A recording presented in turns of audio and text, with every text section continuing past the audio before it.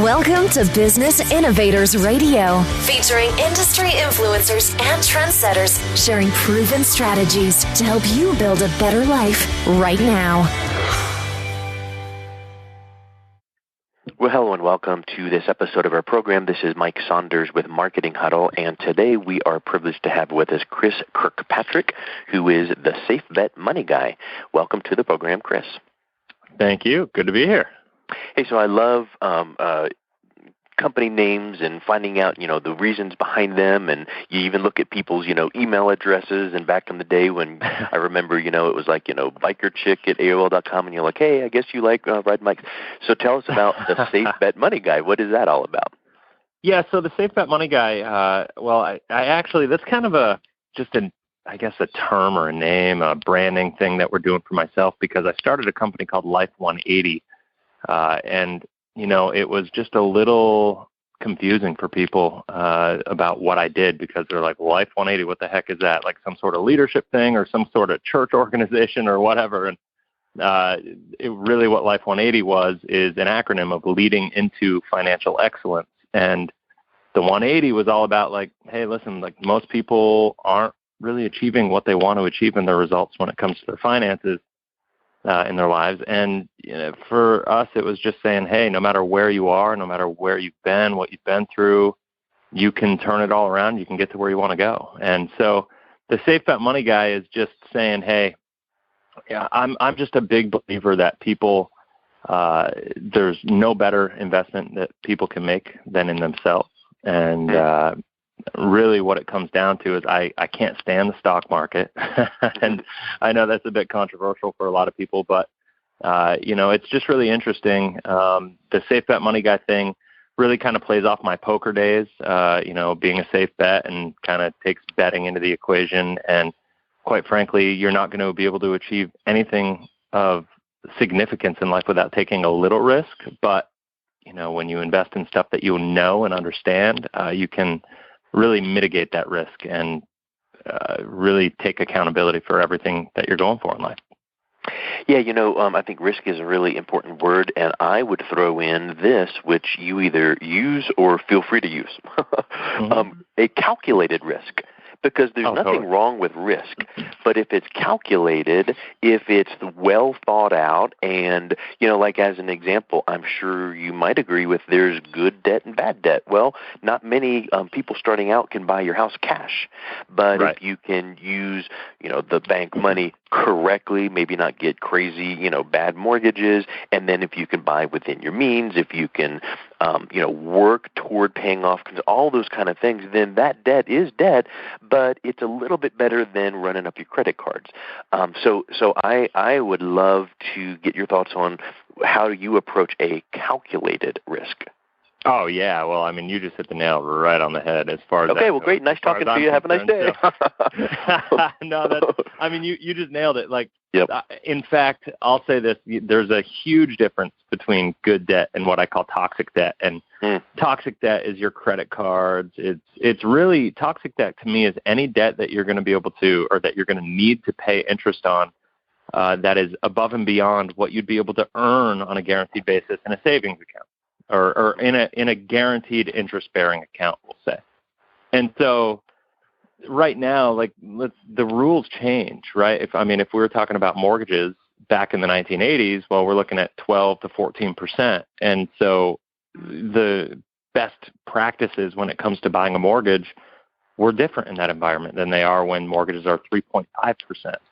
Because if you're in a situation where you have, if you're in a 25% tax bracket, just to keep numbers really low and really easy, and you have a 4% mortgage, which is actually high right now, you're talking your net cost to borrow is 3%. So if you can earn more than 3% on your money, why would you ever pay cash for a house? Not only do people not really have cash to buy a house when they first start, but I'll go so far as to say that I could be worth $10 billion right now, and I wouldn't buy a house cash. I just wouldn't do it because it doesn't make economic sense. Okay, then now let's compare and contrast a mortgage which has the root term in Latin or something, which means death grip. So I would say, given, what you're saying about calculated risk, hey, a mortgage may not be a horrible, bad, terrible thing, just that calculated risk aspect. Let's use that. So, for instance, you can qualify for a mortgage up to X number of dollars. Well, maybe you can with your income and debt and all of those things, but how much below that can I go and still get a house that's okay to meet my needs? Meaning, when life throws us a curveball and whatever happens, man, can we make the mortgage payment on a dramatically lower amount of income? Totally. You know? Totally. And yeah, no doubt. I mean, people are living way above their means when it comes to their houses. And it's a challenge too. If you look at the world, this is a little bit of a curveball on this, but the way the interest rate environment is right now, we're at all-time low interest rates when it comes to mortgages. And if you look at the statistics, they have nowhere to go but up when it comes to the long-term perspective. Yep. So if you're gonna look at, why is a house valued at what it's valued at? Like I talk to people about this every single day. If you go to buy a house right now and you're looking at, let's just say, a $250,000 house, well, you're not going to buy a $250,000 house because the mortgage company doesn't care that you can afford a $250,000 house. They care that you can afford the mortgage payment on that $250,000 house. So and right now for a $250,000 house, that might be, let's just say, $1,000 a month, or maybe just a little more than that. But for the conversation, let's say $1,000 a month. If that's a 4% interest rate and mortgage rates go up to 6%, or 7 or 8%, which is the long-term average, that the group of people that can afford $1,000 a month is going to remain the same, but that $1,000 a month isn't going to buy you as much. So housing prices are going to have a serious negative consequence to that. And that's kind of circling back to your point now. That really plays into, we're living in this low interest rate environment, and I really encourage people to not kind of get sucked in to that cheap money mindset where you feel like you can afford these things right now, because I guarantee at some point in time, things are going to go sideways or negative on you. And when that happens, you need to make sure that you're in a position where you're not living up to your means, because if you're spending, well, I'll put it this way. This is kind of something I say all the time is, we're all living and there's this battle going on in our lives. And our battle is between our current standard of living and our future standard of living. And unfortunately, for most people in this world, the future standard of living is winning out constantly. Mm-hmm. And the challenge is, if it wins too much, then our future selves are going to suffer. And, if we make and spend every dollar that we make, then eventually we're going to have nothing there, because a lot of people think they're going to be able to just work and be healthy and happy until the day they die. And the reality is that's just sadly not the case. Everybody, very few people are going to balls. Yeah, and life throws curveballs. People get sick. People, the job market gets crazy. Market sectors change, industries change. Who knows? Family stuff happens, and you don't want to be a slave to debt. You don't want to be a slave to your job. And I'm all about passive income. I'm all about creating freedom in life and using money as a tool to accomplish a lifestyle that you want to live. And you're never going to do that if you live up to your eyeballs in debt. Yeah, and I know that you talk and teach on debt, and what I would want to pose a question to you on is, let's say that you are working with someone that has, a bunch of credit cards and a mortgage, maybe no car loan. I'm sure your advice would be, let's work on those credit cards because it's revolving and it's high interest rate and it is not tax deductible, but a mortgage, is tax deductible. So anyway, let's say that they go and pay off all their credit cards, and now we've got some, extra money to work with because we had a little bit of extra money to pay off the credit cards, and now we don't have credit card payments. It's a couple, 3 years later. Now what do we do with this X number of dollars? Let's roll it onto the mortgage. And my advice, or my thought is this: you get some people that start chunking a bunch of money extra on their mortgage, and they feel like they're doing good because they look at those biweekly amortization tables, and it's like, yahoo, I'm paying a lot on principal, and you are. But what happens 2 years later, when you've put in, whatever, $10,000, $15,000 extra in principal, and you feel really good about it, and then you need some of the money back, it's sunk. You can't get it back because getting money back off your mortgage is getting a loan on your house. So how do you advise people to wisely, address, paying extra on the mortgage without taking all of their ready cash and still having some of that liquidity? Well, this is kind of what my overall financial advice to people is saying, from a summary kind of perspective, what I advise people to do is to not try to make money when everybody else is making money, right? Because if you look at the results of people, 95% of the people in this world are not achieving the financial results that they want in life. And most of that really ties back to their house or their mortgage and how they manage their house or mortgage, because the reality is more money is going to go through your house than almost any other asset that you have in life. Or most people have more money go through the mortgage more equity in their house than they save for retirement. It's kind of scary. And so to that point, if you pay off your credit cards and you free up that cash flow, I would suggest unless you have a really high interest rate and your credit was bad because you had all that credit card debt and whatever, I would work on rebuilding your credit and then refinance your house. But ultimately, I wouldn't pay down if you have a decent interest rate on your mortgage. I wouldn't pay it down at all, because to me, a mortgage debt is healthy debt. And access to cash is king at this point in time. It used to be the old adage is cash is king, and that meant buy everything cash and save and delay gratification and all that stuff. Well, this day and age, it's a different rule. It's access to cash is king, because opportunity comes to those who have access to capital. And the challenge is when's the best time to take advantage of opportunity? It's when people are struggling, right? Yeah, here's a perfect example. A couple weekends ago, we went to a family reunion on my wife's side, and one of her cousins lives in L.A. and just did a massive renovation on their house. They lived in a 900 square foot house and added 1,200 square feet. So now it's up to 2,100. And in L.A., he was like, I could go buy a fixer-upper for $500,000 and almost need to raise the house and level it to the ground and rebuild it. And he goes, I didn't want to do that. So anyway, he's got now a tremendous, unbelievable amount of equity in the house. And I said, Totally. Guess what your next step needs to be? You go out and you get yourself a $100,000 or whatever, $200,000 line of credit on the house. You pay no closing costs and just let it sit. Don't ever touch it unless you need it. But you know that if access to cash, access to capital, if you ever needed to write a $10,000, $20,000, $30,000 check, there it is. But you never making payments on it because you haven't accessed it yet. Exactly. And that's a beautiful strategy. And, everybody's in a different position. Some people can take a line of credit. Some people, it makes sense to refi their house and pay off that credit card debt if people have, depending on how much credit card debt they have and depending on how disciplined they're willing to be after, that kind of has to be done on a case-by-case personal basis. But really, it's when you look at mortgages these days, why would you tie? I mean, you kind of talked about it. Why would you tie your money up? Because if you pay down the principal in your house and you build up equity in the house, what are you doing? You're taking on the risk of the house for the housing market. If you have a $200,000 house and you have $160,000 in equity, and the real estate market goes down 20%, well, who took the loss? You did. If it goes down any more than that, well, you're still paying your fixed all-time low interest rate payments, so your cost of living isn't really changing. You're going to just stay there, and so on and so forth. You could just ride it out and let the market recover, which it will.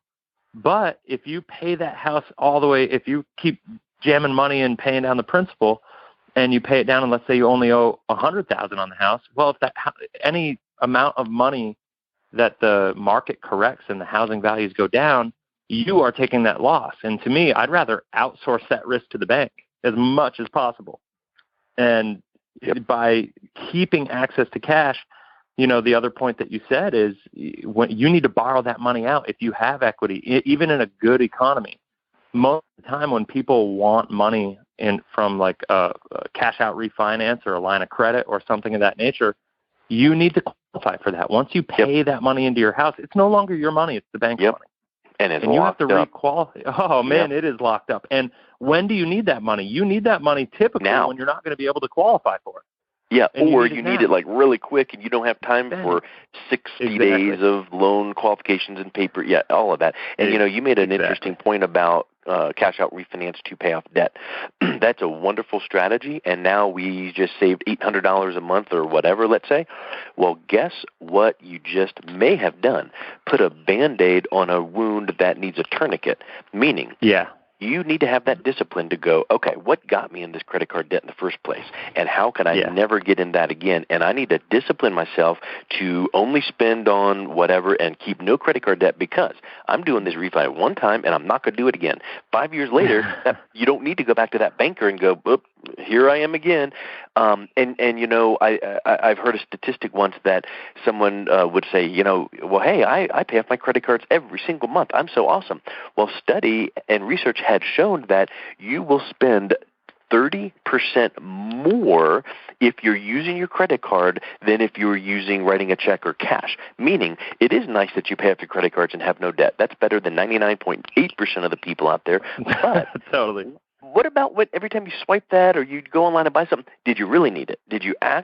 Could you have still worked within that budget and not spent that money and used it for something else? So I think discipline and budgeting is such a massive, massive principle. Oh, absolutely. And I'll tell you this, thinking about what you really need versus what you want and really having an honest conversation with yourself. And like my wife and I, we're doing great, but at the same time, we still have a rule where we won't spend more than $50 without talking to each other about it. Just to create a good financial discipline and a good financial these days, that's like, hun, can I go fill up the tank with gas? I know. I mean, well, from the basic needs like that, she goes to the grocery store and all that stuff. I'll tell you what, we're in the process right now. We are moving back to Arizona after being in Vermont because we grew up in Vermont, lived in Arizona for 8 years, came back to Vermont to start our family. Now we're moving back to Arizona in October, and we're going through 2 storage units right now with stuff, and I'm literally trying to get rid of 90% of our stuff, and we're looking at it going like, we never needed this crap. Yeah, why did we do this? Why do we do this? And we're just looking at the thousands and thousands of dollars that we spent, and was it fun? Sure. Was it necessary? No. We've literally just spent the last 3 years with all this stuff in storage and never thought about it twice. And so it really what you need to do is, I don't know whether, I've seen this in different areas, I don't know whether it is in yours, but you get all your 2 storage units and you get all the stuff that you want to keep in one of them and all the stuff that you're like, get rid of it. And then you call up a company that does like a eBay listing service and say, all right, storage unit A, that's yours, list it, sell it, and then they take their little commission and you get the rest. But I mean, what are you going to do with all that stuff in the unit that you don't want, Oh my gosh, I don't even know. We're just But the life lesson is, how can we not get 2 storage units again in the next 5 years? We need to keep an eye on that. And so here's a question. You mentioned about your poker background. How can people that you work with feel like, hey, what kind of advice has this dude given me if he's Mr. Poker Guy in the past and I want to have these calculated risk and good money decisions? Well, it's interesting. I get asked that all the time. And it's funny because what made me good at poker is actually what makes me good with money and with financial coaching, is because I, maybe to a fault, don't look at this stuff emotionally at all. To me, you can't make decisions when it comes to money based on emotion. You have to be very pragmatic and very systematic. What made me a really good poker player is I was ranked number 64 in the world playing online poker, and I had a professional sponsorship deal, and it was awesome until the U.S. government shut online poker down in 2011. But when I was playing poker online, I had a system, and it was just, I was not making decisions. I was not trying to bluff people. I was not trying to risk. And just like anything, you're never going to win every play, right? Just as any entrepreneur is never going to succeed at every business venture.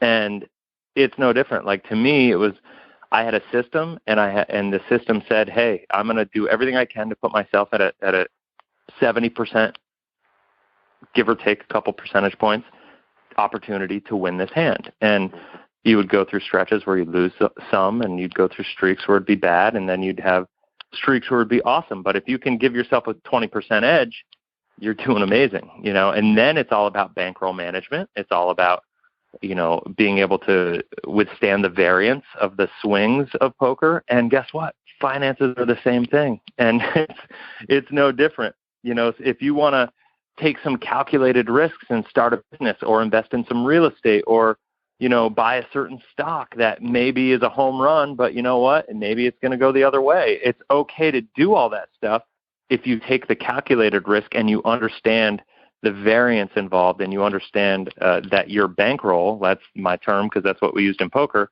that your retirement bankroll and that your investment bankroll can handle that risk. And if it can, go for it. And if it can't, well, then you're just not ready for that type of risk yet. Mm. Yeah, that's a huge point. And it's kind of like, in one sense, someone could have said, well, I learned my lesson from playing poker by all the bad decisions, and now I'm doing everything the opposite. And that would be a great response. But your response was even better because it's like, I didn't do poker, quote unquote, the way that people would think of it. I was calculated, systematic, non-emotional machine. And, now that's not a thing that you can apply your focus on. Now you apply it to money, and it's the same way.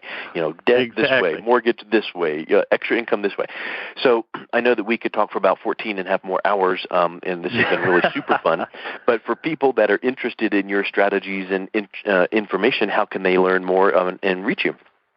Yeah, so there's a couple things. We actually, I have a course that I actually have that I teach people how to do this, and it's literally a 10-week online course that guides people, whether you're in a lot of debt, you have bad credit, or if you're on the other side of the spectrum and you kind of know that you don't like the stock market and you're just trying to think about what else you can do, what other options are out there, you can go to LIFE180roadmap.com, and it's an online course. It's 10 weeks long. It drips on you. You can kind of do it at your own pace. It's all video-based. I have some PDF worksheets for people that are fillable, but it's really geared to help you rebuild your credit, get out of debt, build your financial foundation, start saving before you invest, and kind of go from there. It's basically everything that I do with all my high net worth clients that most of the people that need the help can't afford the help, and so we design this to make it affordable. So people that want to do it in kind of a self-study fashion can take advantage of it and go through it online. And you actually get a half-hour consultation with one of my team members in week 4 during that program as well. So that's kind of one thing. And then the second thing, so that was the Life180roadmap.com. And our second project is actually something that I'm super excited about, and that is the 7 pillars of passive income, because I'm a big believer in avoiding the stock market, if at all possible, unless you're really, really invested in learning and understanding it. And the passive income thing that we have going on is all about how can you create passive income, because it's really important to not think about accumulation, but thinking about income replacement. And that's what financial freedom is. So the 7 pillars of passiveincome.com is the link for that one. And in that, that was something I started kind of formulating with a buddy of mine, Mike Wolf, who's a real estate guru. And we filmed a couple modules together, and we realized, hey, we don't have all this stuff down. So I went out and found a guy who's really good at franchising and found a person who's really good at branding. And we kind of went down the line, and at the end of the day, we came up with like 11 other professionals. We got one of the guy who owned more subways in the country than anybody else, to teach people how to do franchising, if that's something you're interested in to create passive income. And just, it's very based for entrepreneurs. And it's just, no matter what you're looking at, that's kind of, it ties all into everything we do. And we're really just trying to create online curriculums and material and create value that people can watch, listen to, read. I have a YouTube channel that's great as well. If you just YouTube Safe Bet Money Guy, you'll find me on there. Awesome. Well, Chris, thank you so much for chatting with us today. It was really good to get to know you and your strategies. You as well. Thank you so much. Thanks for listening to Business Innovators Radio. To hear all episodes featuring leading industry influencers and trendsetters, visit us online at businessinnovatorsradio.com today.